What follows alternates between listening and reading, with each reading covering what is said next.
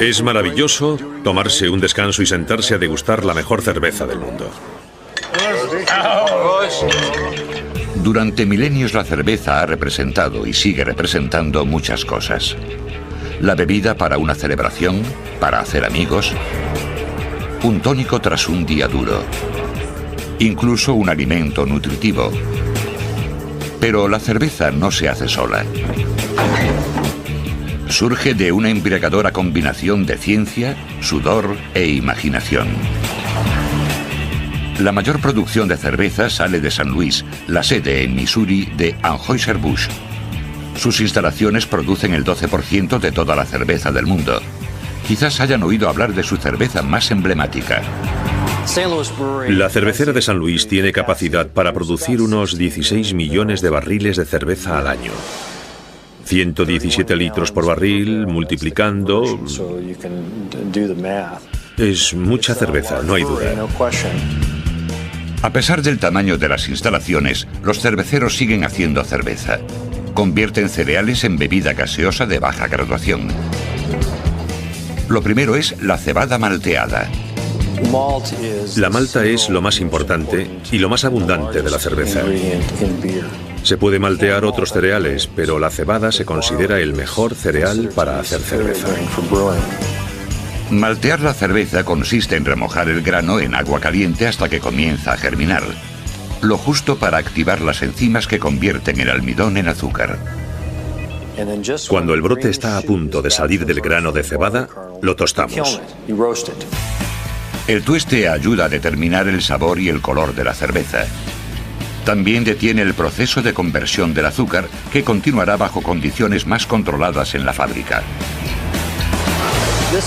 Este es el depósito de malta remojada. Aquí es donde realmente comienza la fabricación de cerveza. Es la primera vez que se mezclan el agua y el cereal. Sirve, una vez mezcladas la malta y el agua, para iniciar el proceso de extracción del almidón y las esencias de la malta.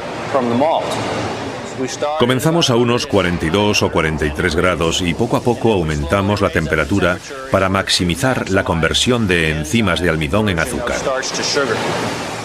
¿Por qué es tan importante? Porque la levadura convierte el azúcar en alcohol y dióxido carbónico durante la fermentación. La levadura de cerveza no puede utilizar el almidón, solo se alimenta de azúcar. En la receta de Budweiser, la cebada malteada se combina con otro cereal no malteado, el arroz, que se utiliza por sus azúcares y también para suavizar el sabor de la cerveza. Una vez que la cebada ha entregado todos sus preciados azúcares, hace un último sacrificio. Las vainas forman un filtro perfecto por el que la mezcla azucarada y espumosa, que se conoce como bort, se dirige hacia la caldera. Como pueden ver, hierve con mucha fuerza. Se emplea mucho vapor para hervir la mezcla. Mientras hierve durante una hora más o menos, ocurren cosas importantes. Primero se esteriliza la mezcla con calor. También toma un cierto color durante este proceso. Comienza a precipitar y eliminamos algunas de las proteínas del bort, que más tarde podrían enturbiar la cerveza. Mientras hierve se añade el sabor más característico de la cerveza, el lúpulo. La Humulus lupulus, una planta oleaginosa de olor acre pariente del cannabis, proporciona el toque amargo tan característico de la cerveza.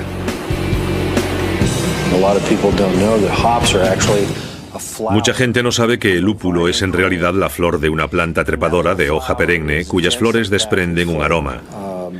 Tanto ese aroma de lúpulo tan característico como el sabor amargo. El lúpulo es el verdadero sabor de la cerveza.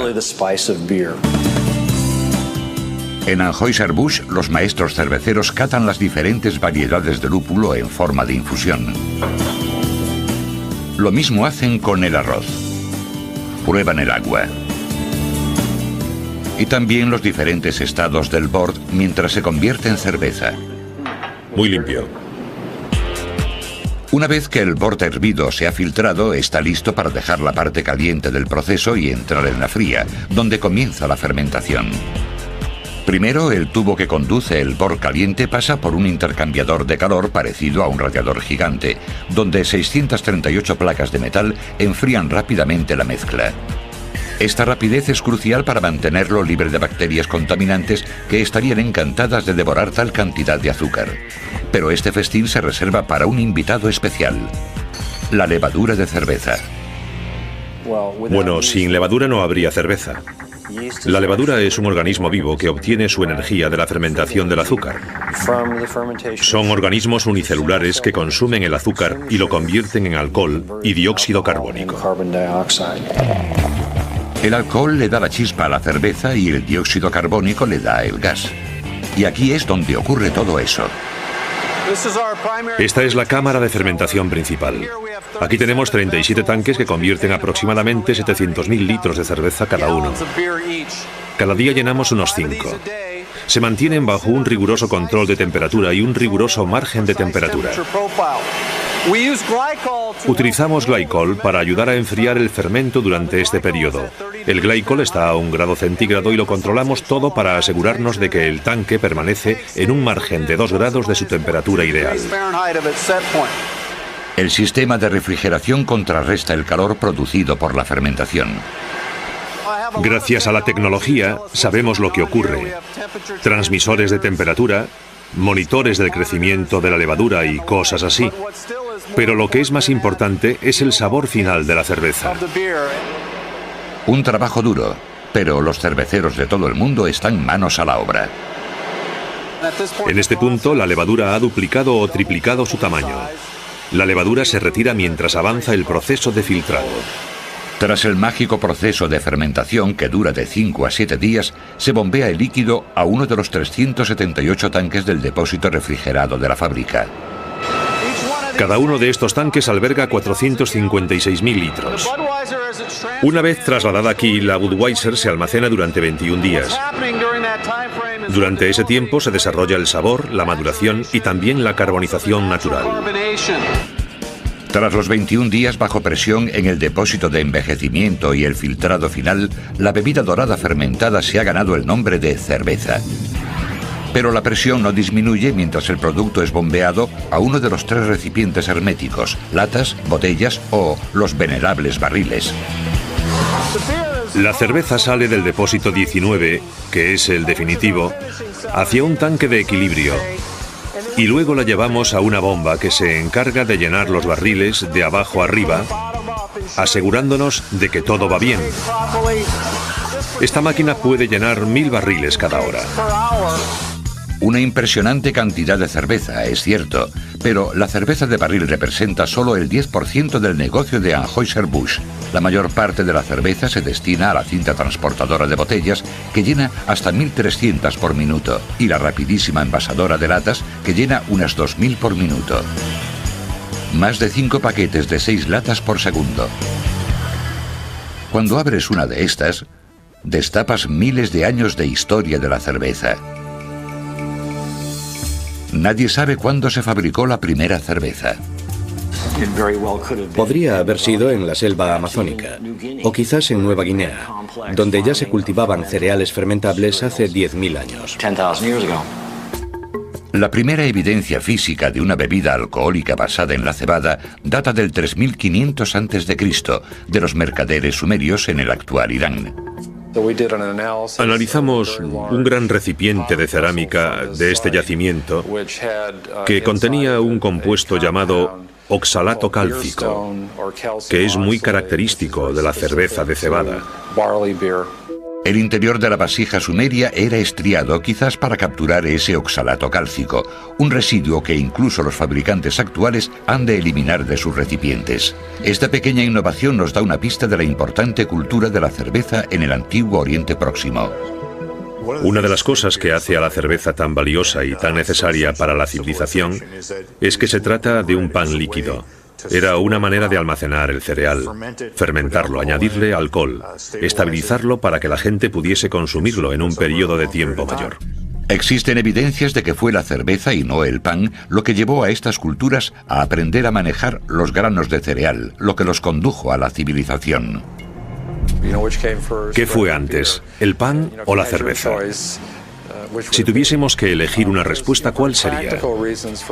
Hay razones prácticas para creer que era cerveza lo que buscaban cuando comenzaron a cultivar algunos de estos cereales.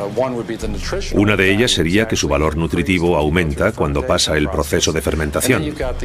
Y también está el hecho de su efecto embriagador, que no hay que menospreciar, porque para nuestros antepasados se trataba de una especie de misterio. La fermentación también era un misterio, pero los sumerios y otros de los primeros fabricantes de cerveza descubrieron que añadir miel, dátiles o uvas ayudaba a desencadenar el proceso. Uvas, dátiles, higos, etc., pueden contener mucho azúcar, lo que atrae a los insectos que transportan la levadura. Porque esa levadura tan importante en la fabricación de cerveza no se traslada por el aire. Tiene que ser transportada de un lugar a otro por un insecto o mecánicamente. Mientras que hoy la cerveza es considerada una bebida masculina, los que la fabricaban en la antigüedad eran mayoritariamente las mujeres. Tal era el caso en la capital de la cerveza de la antigüedad, Egipto. Tiene unos 4.000 años y procede de una tumba. Lo que vemos aquí es lo que ha ocurrido hasta hoy en lugares como Perú y África, incluso en los países escandinavos. Una mujer inclinándose sobre un cesto. Este cesto está encima de una vasija de fermentación. Los egipcios presionaban pan semicocido a través de cestas que usaban como tamices y lo mezclaban con agua en las vasijas de fermentación. Obtenían una pasta que o bien contenía levadura ya utilizada o bien fermentaba espontáneamente. El antiguo Egipto era una sociedad obsesionada con la cerveza. La bebida se producía en cantidades enormes y se utilizaba para todo, desde pagar a quienes construían las pirámides a la libación ritual cuando se depositaba en las bocas de los muertos. Los ricos eran enterrados junto a los utensilios en miniatura para fabricar cerveza, como estos, asegurándose así de que dispondrían de su alimento vital por toda la eternidad. El propio símbolo de la comida era una jarra de cerveza y un pan redondo. La ciudad de Palasium, en el banco nordeste del delta del Nilo, se dedicaba por completo a fabricar cerveza en cantidades industriales y con una variedad de 50 o 60 cervezas que se transportaban en barco incluso hasta la India. Era, y para mí sigue siendo, la capital de la cerveza de todos los tiempos, dejando pequeña incluso a Múnich. Pero pese a ser una importante industria durante la antigüedad, el arte de fabricar cerveza todavía estaba empezando. Los decretos reales, los monjes y los científicos cambiarían para siempre la naturaleza de la cerveza. La fábrica Dogfish Head en Delaware es completamente actual. Pero algunas de sus recetas se remontan a los orígenes de la cerveza. Uno de sus productos es el toque Midas, una bebida inspirada en una fiesta que se celebró hace 2700 años. El toque Midas se fabrica con ingredientes basados en los residuos de algunos de los recipientes para beber enterrados junto a un rey frigio de la Edad del Hierro. No estamos seguros de que sea realmente el rey Midas el que está en esa tumba, pero la época coincide y sabemos que existió un rey Midas, y es una tumba tan rica que tiene que ser la de un miembro de la familia real.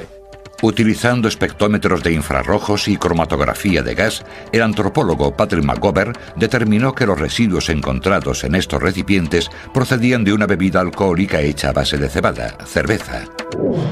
Trabajó con Sam Caligione y su equipo de cerveceros para resucitar y embotellar la antigua cerveza.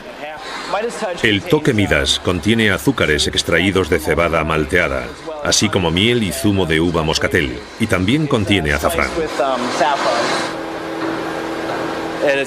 Es como un líquido traído con la máquina del tiempo. Podemos decir que es genial saber que esto es con lo que experimentaban y disfrutaban nuestros antepasados. La cantidad y el tamaño de los recipientes sugieren que los muertos no eran los únicos en terminar tumbados.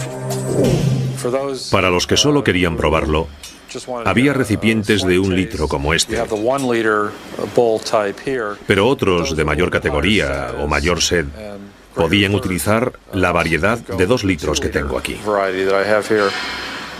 La sed de cerveza tendió a acompañar al cultivo de cereales desde Oriente Medio a Europa, donde renació el arte de fabricar cerveza.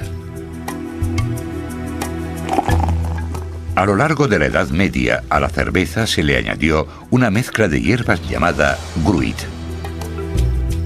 Terminó siendo controlada por la Iglesia, que otorgaba licencias, ya que contenía hierbas como mirto de pantano, milenrama y otros ingredientes que la Iglesia mantenía en secreto.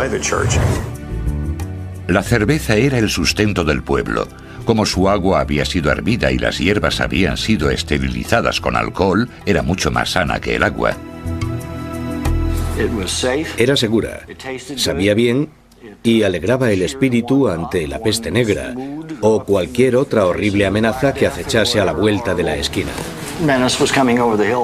Era algo muy importante. Una tradición cervecera que se mantiene hasta hoy desde la Edad Media se puede contemplar aquí en la fábrica Weihenstephan de Freising, Alemania. El hecho de llevar fabricándola desde el año 1040 le ha otorgado el título de fábrica de cerveza en activo más antigua del mundo. Esta fábrica y esta región de Baviera han presenciado muchos de los más importantes cambios de la cerveza, lo que quizás incluye el primer uso de la causa de su característico sabor, el lúpulo. Sabemos que el uso del lúpulo ya era bien conocido en el siglo VIII. Se utilizaba aquí y también en el monasterio de Weihenstephan. El día de la cosecha, Franz Pfeiffer y Albert Eisenmann, que cultiva lúpulo, inspeccionan el legendario lúpulo de Hallertau. Vaya, cuando lo abro se puede ver dentro la vaina amarilla. Es una semilla de lúpulo que contiene los componentes amargos del lúpulo. Muy frescos. La introducción del lúpulo marcó un antes y un después en la fabricación de la cerveza. El lúpulo es un conservante natural, evita que ciertas bacterias dañinas arruinen la cerveza. Gracias a él, los fabricantes pudieron confiar en algo más que el alcohol para conseguir que su cerveza durase. Así podían hacer cerveza con menos malta que pudiese llegar más lejos. Y ocurrió algo más. Los bebedores de cerveza medievales llegaron a apreciar el sabor amargo del lúpulo que equilibraba el sabor dulce de la malta. En el siglo XVI, en Baviera, el lúpulo ya era algo imprescindible. Han de saber que tenemos una ley especial para fabricar cerveza en Alemania, y más especialmente en Baviera, que se llama Reinheitsgebot. Fue decretada por los duques de Baviera en 1516. Solo se nos permite utilizar malta, lúpulo y agua. La Reinheitsgebot, o ley alemana de pureza, fue la primera ley de seguridad alimentaria. Es más rigurosa en Baviera, donde el uso de granos no malteados como el arroz, el maíz o cualquier sabor añadido están estrictamente verboten, prohibidos. Siglos más tarde se enmendó la ley para incluir un cuarto ingrediente, la levadura, una vez que la comprendieron. Weihenstephan, como muchas otras fábricas de Centroeuropa, comenzó siendo un monasterio. Durante siglos, los monjes fueron los innovadores en la fabricación de cerveza. Los monasterios eran lugares de estudio, así que en ellos se mejoraba la tecnología de la cerveza para conseguir un producto mucho más consistente. Descubrieron rudimentarios intercambiadores de calor, cómo mejorar el funcionamiento de las ollas, cómo distribuir mejor el calor, cómo controlar el calor de la mezcla. Los monasterios producían y bebían cantidades prodigiosas de cerveza. A pesar de su maestría, los monjes y otros cerveceros medievales todavía la fabricaban a tientas. Aún tenían que descubrir que la levadura era un organismo vivo. Pensaban que había un espíritu de la cerveza que la fabricaba.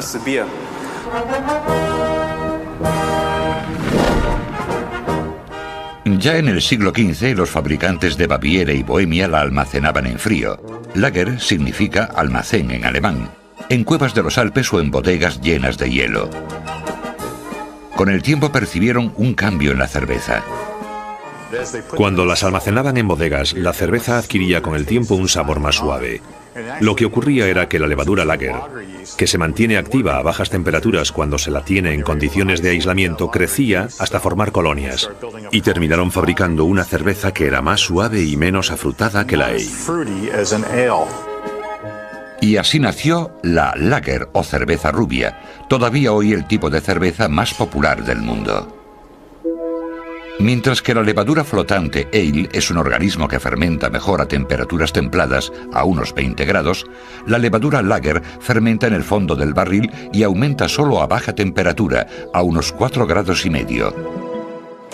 A mediados del siglo XIX, el sabor suave de las lager era mayoritario entre las cervezas europeas. En las Islas Británicas, sin embargo, imperaba el sabor más fuerte de las ale, lo mismo que ocurre hoy. Tanto en Inglaterra como en el continente, la fabricación de cerveza y su tecnología se hicieron más precisas. El termómetro permitió afinar la temperatura desde la mezcla hasta la fermentación. Y el hidrómetro permitió controlar el nivel de azúcar gracias a la gravedad. Al final del día, controlaban el resultado y tomaban una muestra que flotaba en el tubo. Cuanto más azúcar tienes en el bord, más alcohol vas a producir. Cuando se toma esa muestra y se obtiene mucho azúcar, lo empuja hacia arriba. Al final de la fermentación, cuando el azúcar ha desaparecido y ya hay alcohol, esto empieza a hundirse. En 1842, en la ciudad bohemia de Pilsen, la nueva levadura que fermenta en frío y los modernos hornos para tostar la malta con mayor precisión dieron lugar a una Super Lager, una nueva cerveza dorada conocida como Pilsen que llegaría a inundar el mundo. La cerveza Pilsen es el resultado en la familia de las lager de la alta tecnología que se desarrolló a partir de 1800. El color de esta cerveza se debe al uso de granos de color muy suave y el control de temperatura que los fabricantes consiguieron a finales del siglo XIX a escala industrial. Y es el padre de nuestras cervezas americanas tipo Pilsen que tanta gente disfruta hoy. La cerveza americana, un tema polémico. Pero una cosa está clara. En el siglo XIX los cerveceros americanos cambiaron la industria para siempre. El largo y a menudo tempestuoso amor de los americanos por la cerveza comenzó en 1620 en las aguas que rodean Plymouth Rock, cuando los pasajeros del Mayflower hicieron un descubrimiento alarmante. Los peregrinos no pretendían llegar a Massachusetts. Sabían que el clima era malo. Querían ir más al sur, pero como escribió William Bradford, su cronista, tenemos que desembarcar. Los víveres escasean, especialmente la cerveza. Así que los peregrinos pararon en Massachusetts a tomarse una cerveza. Los recién llegados no conseguían que la cebada creciese bien, así que hicieron cerveza con lo que pudieron. Hicieron cerveza con la sidra de las manzanas. Los nativos americanos les enseñaron a hacerla con maíz. No disponían de cebada, así que utilizaron otras sustancias fermentables como la fructosa de la calabaza o la melaza de la caña de azúcar. Y eso es lo que usaban como fermento base. Y en vez de lúpulo, utilizaban pícea. La cebada y el lúpulo terminaron por crecer en el Nuevo Mundo y los fabricantes de cerveza americanos se extendieron con las colonias. Naturalmente, las cervezas más comunes eran ales inglesas, fuertes y con mucho sabor, incluyendo una nueva ale de malta oscura tostada conocida como porter, que se convirtió en la favorita de George Washington. Muchos de los padres fundadores fabricaban cerveza. No solo Samuel Adams. George Washington nos dejó su receta de porter en la Biblioteca Pública de Nueva York. Thomas Jefferson fabricaba su cerveza en Monticello. James Madison la fabricaba en sus propiedades y propuso crear una fábrica nacional de cerveza subvencionada por el gobierno. Cuando el conflicto con los británicos era ya inevitable, la cerveza estaba preparada para cumplir con su deber patriótico. Las tabernas, tal y como dijo Daniel Webster, fueron los cuarteles de la revolución. Cuando los hijos de la libertad querían celebrar una reunión, el método que utilizaban para reunir a la gente era abrir un barril. Algo que todavía hoy se hace para reunir a una serie de personas. Los hijos de la libertad no estaban solos. Las milicias de los pueblos tenían un día establecido para adiestrarse, pero la gente no acudía al adiestramiento. Sin embargo, cuando llevaron un barril para abrirlo al final de los ejercicios, consiguieron una mayor asistencia. Las ales inglesas de los tiempos de la Revolución dieron pie a un nuevo paso en la fabricación de cerveza americana a partir de 1830, con una gran influencia de los alemanes y los checos y su puntera tecnología para fabricar cerveza. Estos nuevos inmigrantes llevaron con ellos las técnicas del viejo continente y poco a poco las extendieron hacia el oeste: Detroit, Chicago, Milwaukee, San Luis e incluso Colorado. Hacia 1805 los nuevos cerveceros llevaron a cabo innovaciones que conducirían a una nueva etapa en la fabricación de cerveza. Pero antes se produjo la refrigeración comercial, que utilizaba amoníaco líquido para conservar el hielo indefinidamente. De repente, los fabricantes de lager podían olvidarse de las 4 estaciones. La refrigeración artificial les permitió fabricar cerveza durante todo el año, sin tener que envejecerla en cuevas, ya que ahora podían envejecerla en cualquier parte. Adolphus Busch fue el primer fabricante que adoptó esta tecnología. A partir de 1870 también fue pionero en utilizar el vagón refrigerador, que introducía el aire del exterior y lo hacía circular continuamente a través de grandes cámaras llenas de hielo. Un sistema nacional de neveras mantenía un flujo constante de hielo en los trenes. Hacia 1880 los barriles de cerveza fría podían viajar de costa a costa, sobre todo con la ayuda de otra innovación. La pasteurización fue la otra innovación importante que Adolphus Busch introdujo en la industria cervecera. La pasteurización es un proceso sencillo que consiste en calentar la cerveza paulatinamente durante un corto periodo de tiempo y volver a enfriarla. Gracias a esto se puede detener el crecimiento de la levadura, lo que permite conservar la cerveza. Antes de eso, la cerveza salía de la fábrica y normalmente se estropeaba enseguida. La botella de cerveza también se consolidó en esta época. Ciertas innovaciones en la industria del vidrio permitieron controlar con precisión el tamaño de las botellas. Antes de eso, los fabricantes tenían que emplear a gente que las embotellase a mano. Y la última gran innovación, que pese a su pequeño tamaño tuvo una gran importancia, fue el tapón de la botella. Una pequeña pieza de estaño y acero que permitió a los fabricantes tapar la cerveza embotellada sin tener que emplear un ejército de personas para poner tapones. Las máquinas podían ponerlas muy fácilmente, lo que permitió a los fabricantes distribuir sus cervezas por todo el país. El final del siglo XIX fue la era dorada de la fabricación de cerveza en América. En 1880 había 2.300 fabricantes, pequeños y grandes. Los cerveceros americanos ganaban medallas de oro en concursos de cerveza de todo el mundo. Las cervezas americanas estaban entre las más respetadas del mundo. Los fabricantes americanos hacían lagers o cervezas rubias ricas, con mucho sabor. Los varones germano-americanos de la cerveza, hombres como Fred Pabst, Joseph Schlitz, Fred Miller y Adolphus Busch, construyeron salones y jardines cada vez más elaborados en busca de una versión americana del Gemütlich. ¿Y con qué cerveza? Con lager. A finales del siglo XIX, las ale casi habían desaparecido y la cerveza lager era la apropiada para el clima americano. Era una cerveza más suave, más ligera, y durante los cálidos veranos americanos la gente prefería naturalmente este sabor más suave y ligero que saciaba su sed. Pero tan rápido como la tecnología y la cultura se habían combinado para crear la edad de oro de la cerveza americana, la política y la mala suerte conspiraron para acabar con ella. La Primera Guerra Mundial provocó un fuerte sentimiento antialemán. Muchos de los cerveceros americanos eran de origen alemán y las cosas se pusieron difíciles. Y además estaba el mayor reto al que nunca nos hemos enfrentado, la prohibición, que ilegalizó la fabricación de cerveza. Cuando se abolió la prohibición en 1933, el número de fábricas de cerveza americanas se había reducido a 160.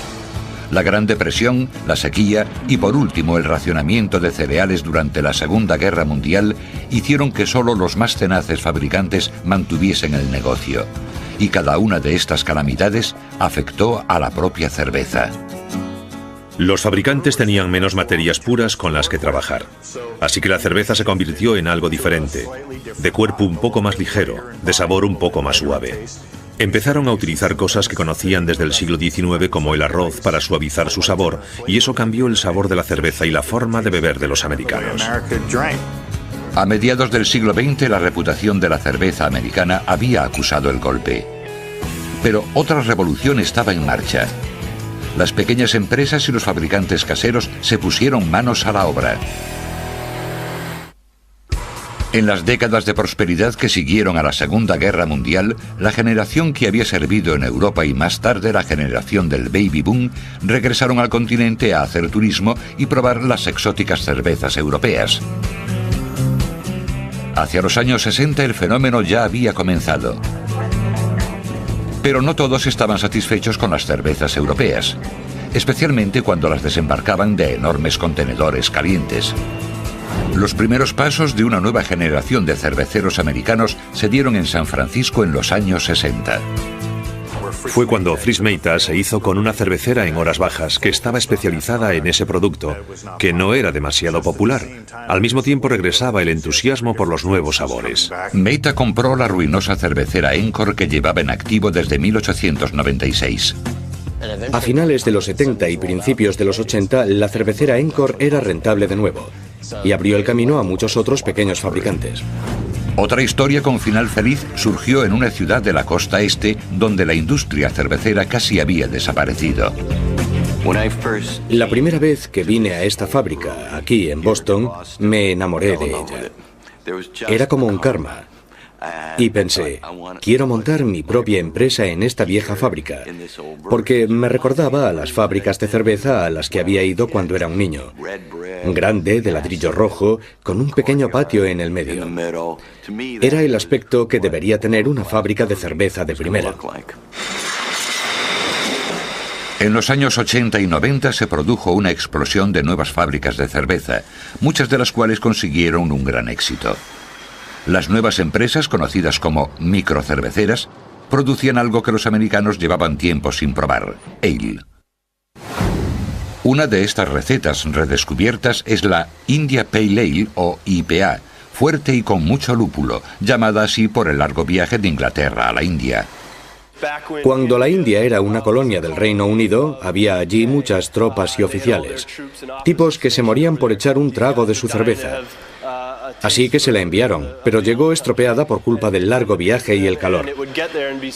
A través del ensayo-error, se dieron cuenta de que cuanto más fuerte era la cerveza, cuanto más lúpulo contuviese el barril, más posibilidades había de que llegase en buenas condiciones. Los fabricantes americanos también han creado apreciadas versiones de la densa y fresca cerveza hecha con trigo en vez de cebada, incluyendo la turbia Hefeweizen alemana. Hefe significa levadura, así que es como si fuese una cerveza de trigo con la levadura dentro, sin filtrar, inactiva, por medios naturales. Salud.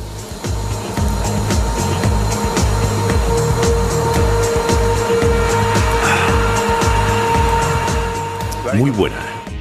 Y las Lambic Ales belgas.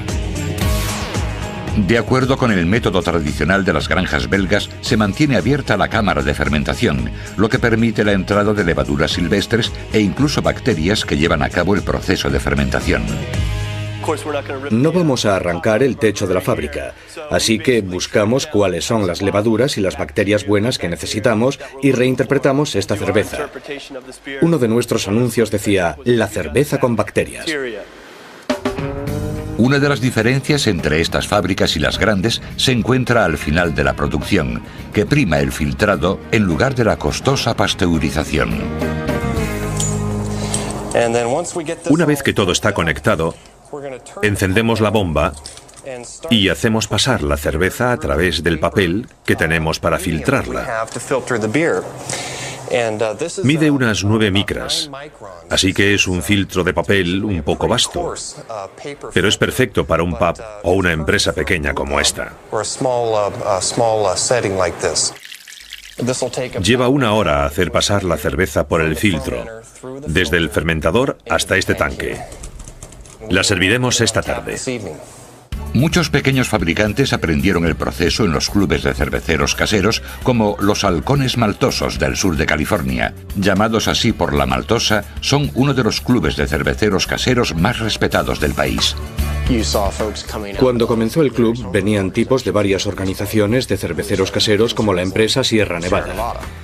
Traían su producto y la gente decía, Dios mío, es genial. Y ahora Sierra Nevada opera a escala nacional. En el caos semicontrolado del Club de los Halcones, los fabricantes critican las cervezas de los demás desde el aroma al retrogusto. Mientras, su presidente, Drew Beecham, mantiene el orden. Durante 30 años, los halcones se han reunido en una trastienda de Woodland Hills, California, donde los productores caseros pueden comprar de todo, desde tapones y hornos a lúpulo, cebada malteada e incluso 30 tipos de levadura. La diferencia de tecnología es solo cuestión de escala. Comparen el intercambiador de calor de los productores caseros con este de Anheuser-Busch. O este tanque de fermentación con este otro. Gracias en buena parte a los pequeños productores y la cultura de los cerveceros caseros de la que surgieron, hoy existen más de 1.400 fábricas de cerveza en los Estados Unidos. En 1983 solo había 60. Parece una nueva edad dorada de los cerveceros americanos. Mientras, los que han logrado salir de las trincheras y triunfar han aprendido a respetar a sus mayores. Creo que los grandes productores de cerveza son una de las maravillas del mundo de la cerveza. Son capaces de producir enormes cantidades de cerveza de una gran calidad, haciendo una cerveza muy suave. Y si produces una cerveza muy suave, cualquier defecto en el sabor se percibe inmediatamente. La fórmula parece ser un éxito, ya que la cerveza más popular en Estados Unidos es la Bud Light. Mientras la cerveza se adentra en un nuevo milenio, los cerveceros grandes y pequeños continúan innovando, lo que incluye la cerveza más fuerte del mundo. En el mundo de la cerveza, hoy el vaso está más que medio lleno. Las tiendas especializadas ofrecen cervezas de todo el mundo. Y la recién hecha se encuentra en cualquier bar. Los fabricantes grandes o pequeños continúan explorando los límites de lo que significa la cerveza. Vean si no el módulo transductor organoléptico de lúpulo. Se trata de un cilindro lleno de hojas de lúpulo enteras. Hacemos circular la cerveza a través del cilindro y el alcohol que contiene actúa como disolvente y arrastra los aceites naturales de las hojas de lúpulo hasta tu propio vaso. Así se aumenta la esencia del lúpulo y se obtiene una frescura que no se puede conseguir por ningún otro proceso. ¡Viva la diferencia! Pero existen otros sistemas para reforzar una cerveza. Los cerveceros pretenden llegar a los que frecuentan las discotecas con bebidas energéticas híbridas que contengan un golpe de cafeína u otros estimulantes. Samuel Adams ha llamado mucho la atención por comercializar la cerveza más fuerte del mundo, hasta un 25% de contenido de alcohol, el doble que el vino, que ha ampliado los límites físicos de lo que la cerveza había sido durante milenios. El espeso líquido resultante no tiene espuma y su sabor se parece más al de un licor que al de la cerveza. Utopías, de Samuel Adams, lleva al límite todos los procesos de fabricación de la cerveza, con lo que obtiene una cantidad enorme de sabor y alcohol que lleva a la cerveza a un nuevo estado. Es algo loco. Una graduación del 51%. Es la bebida más fuerte fermentada por medios naturales de la historia de la humanidad. Utopía se fabrica con grandes cantidades de malta para conseguir una bebida muy condensada repleta de azúcares fermentables. Luego la fermentamos con esta levadura especial, Ninja, que hemos producido generación tras generación durante los últimos 13 años para elevar la fermentación a niveles nunca alcanzados antes. Esta levadura especial se cría para ser una superviviente. Lo normal es que la levadura de cerveza muera en un ambiente alcohólico superior al 12%. Esta cerveza no está destilada, pero al igual que un licor, se envejece durante varios años en toneles de roble. Ya que Utopías de Samuel Adams fermenta naturalmente hasta alcanzar ese nivel de alcohol sin destilación, la bebida contiene toda la fermentación: ésteres, sabores y aromas. Con la destilación se conserva una pequeña parte de esos sabores que se concentran alrededor del etanol. Así que se suele obtener el fuerte, casi brutal ataque del etanol que predomina entre los sabores. Cada vez que lanzamos una nueva Utopías, probamos sabores que ningún otro fabricante ha creado o probado jamás.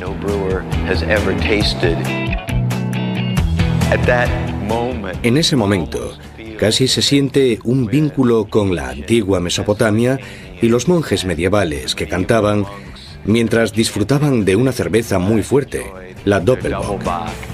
En ese momento sentimos un vínculo con 6.000 años de historia de la cerveza. Para los que fabrican y beben cerveza es un momento feliz. Tras miles de años de cervezas que descubrir, lo antiguo vuelve a ser nuevo. Incluso los pequeños fabricantes están volviendo a las desprestigiadas latas para servir sus productos, ya que los protegen mejor del oxígeno y la luz. Ya se trate de experimentación o fidelidad a un código de excelencia, la cerveza ha sido siempre la bebida del pueblo. Creo que a la gente le gusta la cerveza porque sabe bien. Un largo camino desde la cebada, el lúpulo y la levadura hasta su vaso. Brinde por los fabricantes la próxima vez que se sirve. Transmisores de temperatura, monitores del crecimiento de la levadura y cosas así. Pero lo que es más importante es el sabor final de la cerveza. Un trabajo duro, pero los cerveceros de todo el mundo están manos a la obra. En este punto, la levadura ha duplicado o triplicado su tamaño. La levadura se retira mientras avanza el proceso de filtrado. Tras el mágico proceso de fermentación que dura de 5 a 7 días, se bombea el líquido a uno de los 378 tanques del depósito refrigerado de la fábrica. Cada uno de estos tanques alberga 456.000 litros. Una vez trasladada aquí, la Budweiser se almacena durante 21 días. Durante ese tiempo se desarrolla el sabor, la maduración y también la carbonización natural. Tras los 21 días bajo presión en el depósito de envejecimiento y el filtrado final, la bebida dorada fermentada se ha ganado el nombre de cerveza. Pero la presión no disminuye mientras el producto es bombeado a uno de los 3 recipientes herméticos: latas, botellas o los venerables barriles. La cerveza sale del depósito 19, que es el definitivo, hacia un tanque de equilibrio. Y luego la llevamos a una bomba que se encarga de llenar los barriles de abajo arriba, asegurándonos de que todo va bien. Esta máquina puede llenar 1000 barriles cada hora. Una impresionante cantidad de cerveza, es cierto, pero la cerveza de barril representa solo el 10% del negocio de Anheuser-Busch. La mayor parte de la cerveza se destina a la cinta transportadora de botellas, que llena hasta 1.300 por minuto, y la rapidísima envasadora de latas, que llena unas 2.000 por minuto. Más de 5 paquetes de 6 latas por segundo. Cuando abres una de estas, destapas miles de años de historia de la cerveza. Nadie sabe cuándo se fabricó la primera cerveza. Podría haber sido en la selva amazónica, o quizás en Nueva Guinea, donde ya se cultivaban cereales fermentables hace 10.000 años. La primera evidencia física de una bebida alcohólica basada en la cebada data del 3500 a.C., de los mercaderes sumerios en el actual Irán. Analizamos un gran recipiente de cerámica de este yacimiento que contenía un compuesto llamado oxalato cálcico, que es muy característico de la cerveza de cebada. El interior de la vasija sumeria era estriado, quizás para capturar ese oxalato cálcico, un residuo que incluso los fabricantes actuales han de eliminar de sus recipientes. Esta pequeña innovación nos da una pista de la importante cultura de la cerveza en el antiguo Oriente Próximo. Una de las cosas que hace a la cerveza tan valiosa y tan necesaria para la civilización es que se trata de un pan líquido.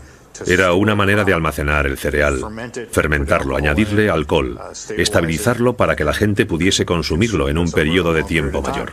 Existen evidencias de que fue la cerveza y no el pan lo que llevó a estas culturas a aprender a manejar los granos de cereal, lo que los condujo a la civilización. ¿Qué fue antes, el pan o la cerveza? Si tuviésemos que elegir una respuesta, ¿cuál sería? Hay razones prácticas para creer que era cerveza lo que buscaban cuando comenzaron a cultivar algunos de estos cereales. Una de ellas sería que su valor nutritivo aumenta cuando pasa el proceso de fermentación. Y también está el hecho de su efecto embriagador, que no hay que menospreciar, porque para nuestros antepasados se trataba de una especie de misterio. La fermentación también era un misterio, pero los sumerios y otros de los primeros fabricantes de cerveza descubrieron que añadir miel, dátiles o uvas ayudaba a desencadenar el proceso. Uvas, dátiles, higos, etc., pueden contener mucho azúcar, lo que atrae a los insectos que transportan la levadura. Porque esa levadura tan importante en la fabricación de cerveza no se traslada por el aire.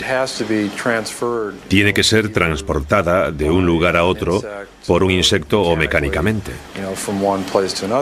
Mientras que hoy la cerveza es considerada una bebida masculina, los que la fabricaban en la antigüedad eran mayoritariamente las mujeres. Tal era el caso en la capital de la cerveza de la antigüedad, Egipto.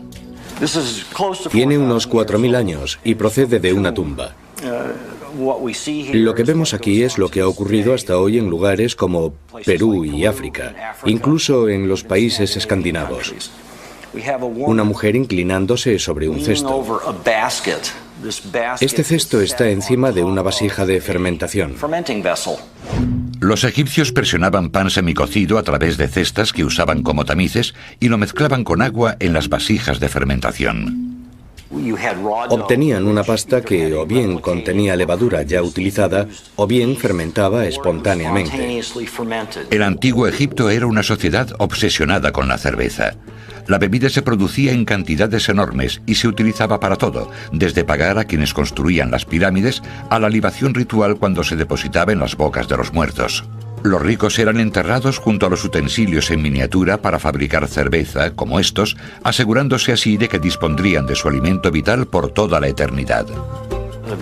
El propio símbolo de la comida era una jarra de cerveza y un pan redondo.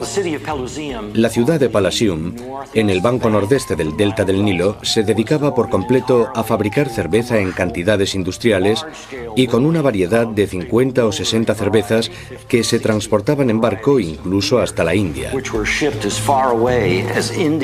Era, y para mí sigue siendo, la capital de la cerveza de todos los tiempos, dejando pequeña incluso a Múnich.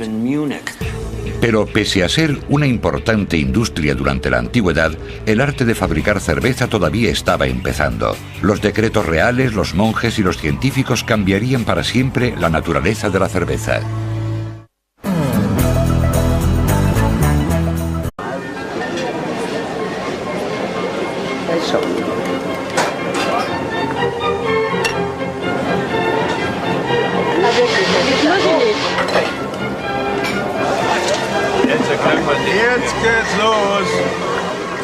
Es maravilloso tomarse un descanso y sentarse a degustar la mejor cerveza del mundo. Durante milenios la cerveza ha representado y sigue representando muchas cosas. La bebida para una celebración, para hacer amigos, un tónico tras un día duro, incluso un alimento nutritivo. Pero la cerveza no se hace sola. Surge de una embriagadora combinación de ciencia, sudor e imaginación. La mayor producción de cerveza sale de San Luis, la sede en Missouri de Anheuser-Busch.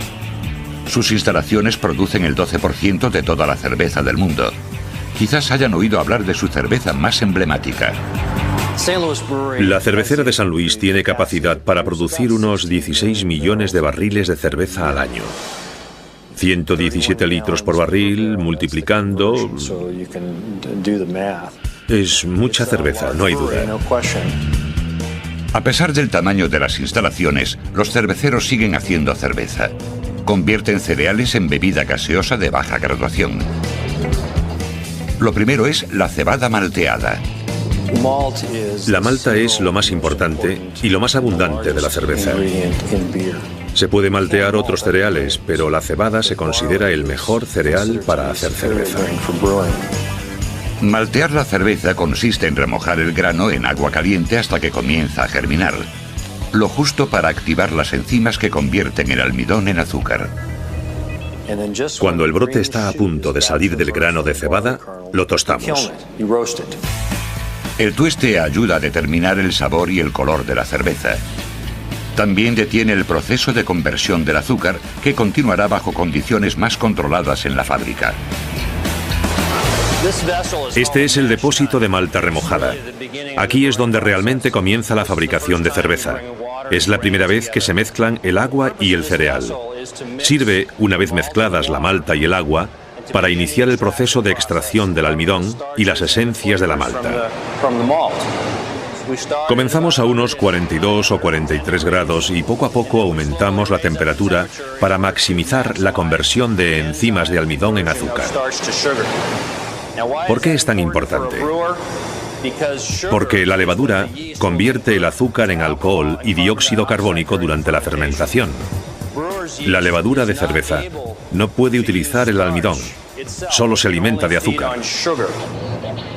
En la receta de Budweiser, la cebada malteada se combina con otro cereal no malteado, el arroz, que se utiliza por sus azúcares y también para suavizar el sabor de la cerveza.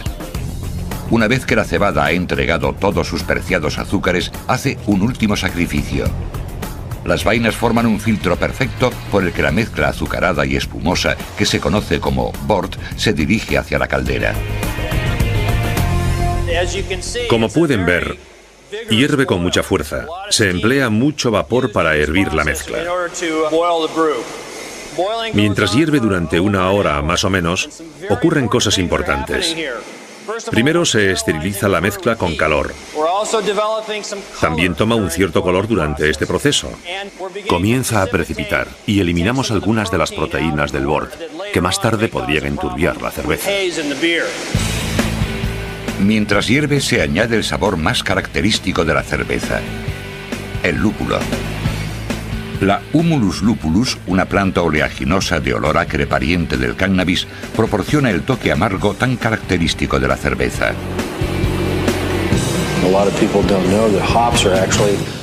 Mucha gente no sabe que el lúpulo es en realidad la flor de una planta trepadora de hoja perenne cuyas flores desprenden un aroma. Tanto ese aroma de lúpulo tan característico como el sabor amargo. El lúpulo es el verdadero sabor de la cerveza.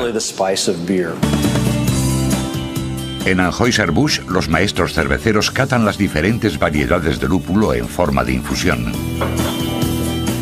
Lo mismo hacen con el arroz. Prueban el agua.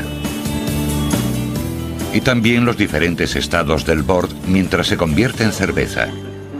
Muy limpio. Una vez que el bort hervido se ha filtrado, está listo para dejar la parte caliente del proceso y entrar en la fría, donde comienza la fermentación. Primero, el tubo que conduce el bort caliente pasa por un intercambiador de calor parecido a un radiador gigante, donde 638 placas de metal enfrían rápidamente la mezcla. Esta rapidez es crucial para mantenerlo libre de bacterias contaminantes que estarían encantadas de devorar tal cantidad de azúcar. Pero este festín se reserva para un invitado especial: la levadura de cerveza. Bueno, sin levadura no habría cerveza. La levadura es un organismo vivo que obtiene su energía de la fermentación del azúcar. Son organismos unicelulares que consumen el azúcar y lo convierten en alcohol y dióxido carbónico. El alcohol le da la chispa a la cerveza y el dióxido carbónico le da el gas. Y aquí es donde ocurre todo eso. Esta es la cámara de fermentación principal. Aquí tenemos 37 tanques que convierten aproximadamente 700.000 litros de cerveza cada uno. Cada día llenamos unos 5. Se mantienen bajo un riguroso control de temperatura y un riguroso margen de temperatura. Utilizamos glicol para ayudar a enfriar el fermento durante este periodo. El glicol está a 1 grado centígrado y lo controlamos todo para asegurarnos de que el tanque permanece en un margen de 2 grados de su temperatura ideal. El sistema de refrigeración contrarresta el calor producido por la fermentación. Gracias a la tecnología, sabemos lo que ocurre. La fábrica Dogfish Head en Delaware es completamente actual. Pero algunas de sus recetas se remontan a los orígenes de la cerveza. Uno de sus productos es el toque Midas, una bebida inspirada en una fiesta que se celebró hace 2700 años. El toque Midas se fabrica con ingredientes basados en los residuos de algunos de los recipientes para beber enterrados junto a un rey frigio de la Edad del Hierro. No estamos seguros de que sea realmente el rey Midas el que está en esa tumba, pero la época coincide y sabemos que existió un rey Midas, y es una tumba tan rica que tiene que ser la de un miembro de la familia real.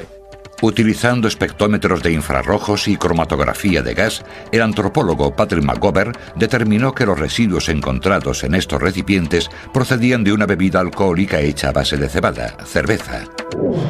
Trabajó con Sam Caligione y su equipo de cerveceros para resucitar y embotellar la antigua cerveza. El toque Midas contiene azúcares extraídos de cebada malteada, así como miel y zumo de uva moscatel, y también contiene azafrán. Es como un líquido traído con la máquina del tiempo. Podemos decir que es genial saber que esto es con lo que experimentaban y disfrutaban nuestros antepasados. La cantidad y el tamaño de los recipientes sugieren que los muertos no eran los únicos en terminar tumbados. Para los que solo querían probarlo, había recipientes de 1 litro como este. Pero otros de mayor categoría o mayor sed podían utilizar la variedad de 2 litros que tengo aquí. La sed de cerveza tendió a acompañar al cultivo de cereales desde Oriente Medio a Europa, donde renació el arte de fabricar cerveza. A lo largo de la Edad Media, a la cerveza se le añadió una mezcla de hierbas llamada gruit.